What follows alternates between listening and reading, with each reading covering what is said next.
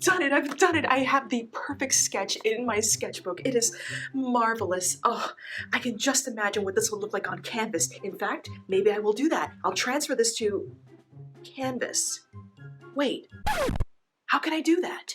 I can help. Oh, who the hell are you? No time for questions. If you're looking for a great simple solution, I have one perfect tool for you. Well, what is it? Here you go. Bye. Tracing paper? Now, how am I going to use tracing paper to transfer an image? Are you still there?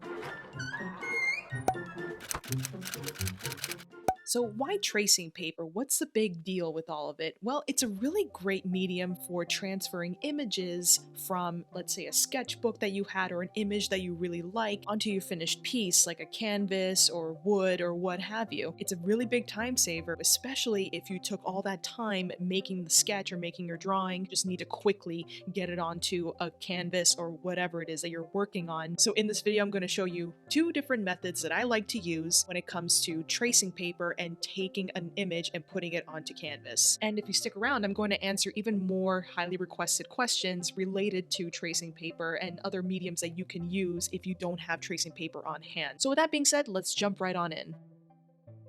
If you're in the market for tracing paper, you want to make sure that that paper is very transparent, and some brands do it better than others. Brand that I like to use is Pack-On. There's other tracing papers out there that are also very reputable, including Canson tracing pad as well as a Strathmore. And the thing you'll actually be using for transferring, my personal favorite, is a charcoal pencil. And yes, it is also called a carbon pencil, like I have mentioned in some of my other videos. You can use other mediums too that leave a residue, like chalk, pastels, colored pencil, or you can just use a regular old pencil. You just want to make sure that the lead is soft, meaning it has like a B associated with it, like a 6B or an HB. Now, technique number one is probably one of my more favorite techniques. Basically, we'll take your sketch or your image that you want to have transferred. You take your tracing paper and then you place them one on top of the other. And before you do anything else, you're going to want to make sure to tape down both your reference image and your tracing paper so that while you are tracing, it doesn't shift. And then you're going to want to grab just like a regular pencil or a pen, doesn't really matter, and you're just going to go over the lines that you want to have transferred. Once you have all the lines that you want, you're going to remove your tracing paper and then turn it over. This is the side that's going to get transferred onto your surface, unless of course you want a mirror image. In that case, you would just continue with what you just did here. In my case, I want the correct orientation of the original sketch and reference image that I'm using. So to do that, you just turn your tracing paper over. And I just use that pencil to go over all of those lines that I had done on the previous side.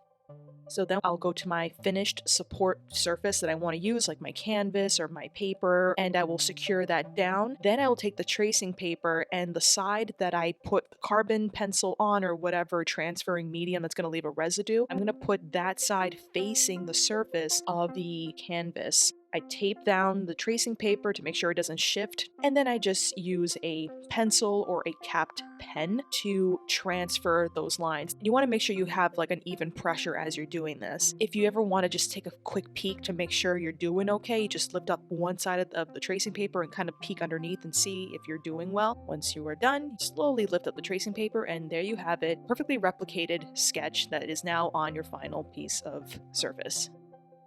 Now, technique number two is more of a DIY transfer paper method. All you're going to do is just take your tracing paper, take either some charcoal, some chalk, or even a soft leaded pencil, and you're just going to do a lot of drawing on just one side of that tracing paper. You basically put as much of that medium on the side of the tracing paper, and once you have it sufficiently covered, you're going to go ahead and grab your final surface that you want to work on.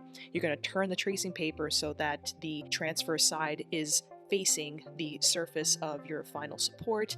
Then you take your sketch or your reference image, and here you have to be a little bit more careful. You just go over each of the lines that you want to have transferred using a pencil or a capped pen.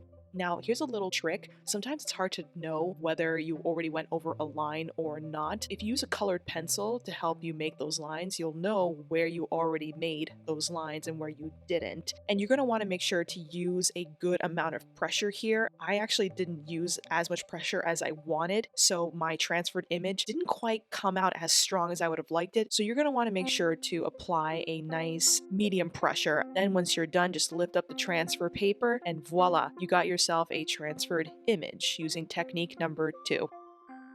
If you're wondering what surfaces you can use with these techniques, there's a lot. In fact, any surface that has a porous quality to it, like wood, cloth, canvas panel, canvas paper, watercolor paper, canvas, cardboard, newspaper, really anything that will catch that residue and stick to it is a great surface to use. And yes, you can also use this technique on surfaces that have already had a coat of paint on it, and I actually do that in lots of my videos where I do this transferring process on a background that I've already painted with acrylics. So if you're looking to transfer an image but don't exactly have tracing paper on hand, there's several alternatives that you can go with. One is just by taking out the tracing paper altogether and doing the techniques that we just showed here, but on the back of your drawing. And I actually do have a video that walks you through that, and I'll include that up here or in the description box below, so you can go ahead and check that out. There's another question that I got, which is, if I don't have tracing paper, can I use parchment paper? I wasn't sure about that, so I decided to do a little experiment, and it turns out it actually does work. I tested it on both sides of the parchment paper. It seems to take the charcoal really well and transfers it really well. If you are on your last resort, you just do not have tracing paper on hand and you need to get this done quickly, you can use parchment paper, but you probably want to use charcoal pencil so that you can get the most optimal transfer. And another question that I keep getting too is, can I use the same tracing paper multiple times? And the answer to that is yes. You just want to make sure that you're not tearing up your tracing paper on the first go. You're just going to want to have to retrace those areas that you want to have transferred and repeat the process. And you can probably do this at least 3 or 4 times very, very easily if you're using the same sketch. Use the same sketch. You can use that tracing paper multiple times on multiple surfaces, and it will do a pretty good job of standing up. If you want to figure out how to make your lines a little lighter, let's say you're working on watercolor paper and you really want those lines to be a bit more dainty so that your paint doesn't get mixed up with the graphite, you can do 2 things. One, just use a colored pencil and the bleed won't really happen as much. Or you can actually take a kneaded eraser, roll it up into a log, and just very lightly, using the palm of your hand, go over the surface of vinyl support and make them a tad bit lighter. And there you have it. That's just some methods that I like to use when it comes to transferring an image or a drawing or a sketch using tracing paper. And I would love to hear from you guys. What did you think of my methods? Are there other methods that you have used that you thought were also very helpful? Comment below, let me know. I always love to hear from you, my darling, gorgeous, beautiful, wonderful queen bees. If you guys enjoyed this video, please be sure to give it a like. That always helps my channel out so I know what kind of videos that I can make for you in the future. And of course, I'd always love your subscription, so be sure to hit that big red button, okay? All right, y'all, I hope this was helpful, and I will see you all next time. Bye!